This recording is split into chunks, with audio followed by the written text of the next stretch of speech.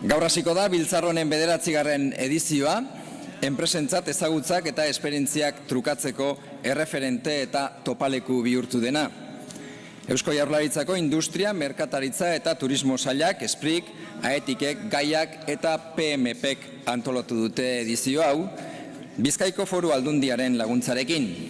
Eta edizio honen bidez saiatuko gara berrikuntza barneratzen eta gure negozioen lehiakortasunerako funtsezko tresna dela ikustarazten. Estamos ya en la 9ª edición de la Business Global Conference, Congreso de Referencia sobre Innovación, Tecnología y Conocimiento, y por tercer año consecutivo lo hacemos en un contexto de crisis económica. Si durante los años más duros de la crisis este ha sido el foro adecuado para insistir en que debíamos mantener y reforzar nuestra apuesta por el conocimiento, la tecnología y la innovación como el único camino para incorporar valor añadido a las empresas y mejorar su competitividad, ahora que estamos iniciando el camino de la recuperación, debe ser también el foro que nos ayude a reflexionar sobre las lecciones aprendidas.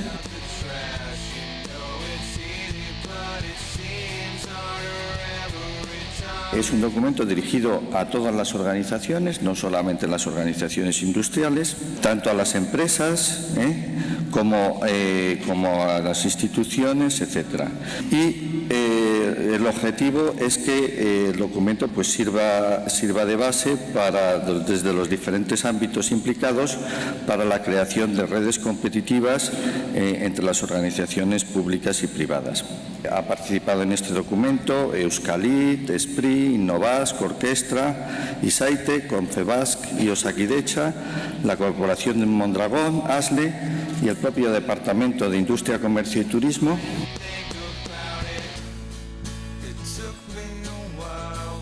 Yo no soy de los que opino que allí se innove más o haya más innovación en Estados Unidos que aquí. Aquí se ha innovado toda la vida, en máquina herramienta, en un montón de sectores se ha innovado tremendamente. Incluso las empresas grandes como Google y esto no son las que más innovan probablemente. Creo que en Silicon Valley o en la zona esa de Estados Unidos, San Francisco o Silicon Valley, lo que más valor tiene quizás es la cultura del emprendizaje, esa que tienen allí, que quizá no tenemos tanto aquí. Eso es lo que realmente yo veo de valor, y todo ese clúster que se ha formado. Creo que, como igual que pasa o ocurre en otros ámbitos empresariales, se innova, se evoluciona, se avanza y se mejora. Y yo creo que en la gastronomía hemos conseguido también, en términos generales, mejorar en muchísimas cosas.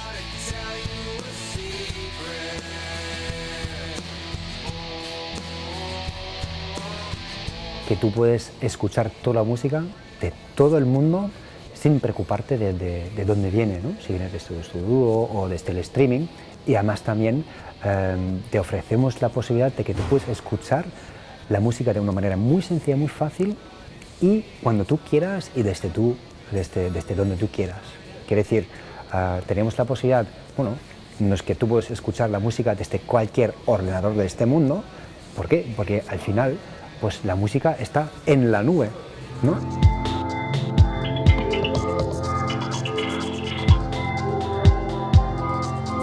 When Google innovates, Google has a very important decision to make.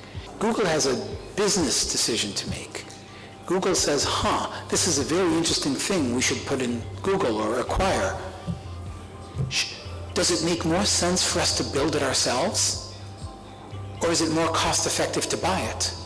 So, on one dimension, you are correct that they're buying the smaller, innovative company, but what you're leaving out is the reality that for Google, it may make more economic and financial sense to buy it than to do it by themselves on their own, even though they have the people who can do that. One of the real questions and challenges for Google is, how do we partner with people? One of the brilliant things that Google did with their APIs, their Applications Programming Interface, their emphasis on open standards, is that they're creating an open innovation ecosystem so that people can innovate using Google's platform. And with Google's business model, they can make money from other people innovating on their platform. So let's not confuse the novelty of innovation with how people make money from that novelty.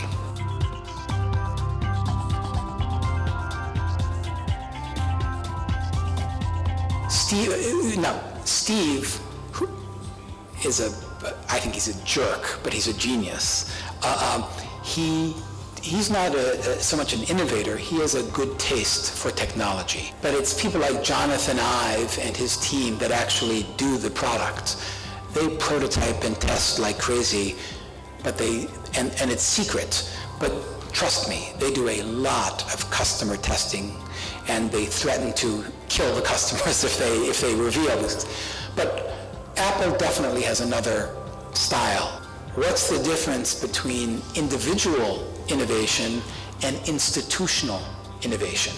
I think it is wiser to have a good team rather than a great individual. Even Steve has a great team around him, a great team of innovators. But he gets, his value is not that he is the creator, he gets the last word. He is the critic. He edits innovation.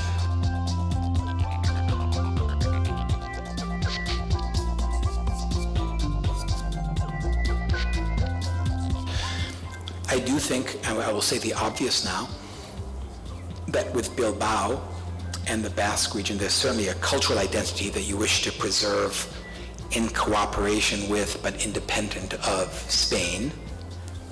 And that's fine. This is a city and this is a region where, with the Guggenheim Museum, you've made a global commitment, as did Sydney with the Opera House. You've made a global commitment to being seen as a cultural home. Clearly, global firms care a lot about infrastructure. And I would certainly think that you want to market your standard of living and quality of infrastructure and the relationships that you have with academic institutions. I think Bilbao, the Basque Country, might want to explore how do we create ways that we extend ourselves digitally, that people can visit us digitally and that people here can be global. How do you have a digital infrastructure and digital applications that mirror the physical investments that you've made in quality of life? How do you become a capital for not just cultural innovation, but for culinary innovation? You're already doing that. So how do you globalize that? How do you globalize the things you're already doing well? So just to give an obvious thing, I was told by the minister, you're launching a culinary academy, okay? Cooking shows are very popular in America.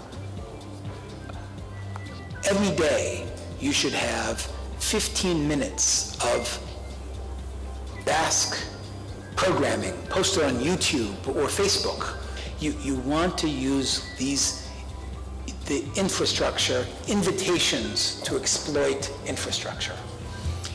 That would be something that I would explore. So we have the Open Courseware Initiative. You do some variant of that with your Gastronomy Academy and some of your technology. How do you use media to create global invitations so that it becomes easy for somebody in California, easy for somebody in Taiwan to say, I think that when we do this project, we should have a team in San Sebastian or in Bilbao.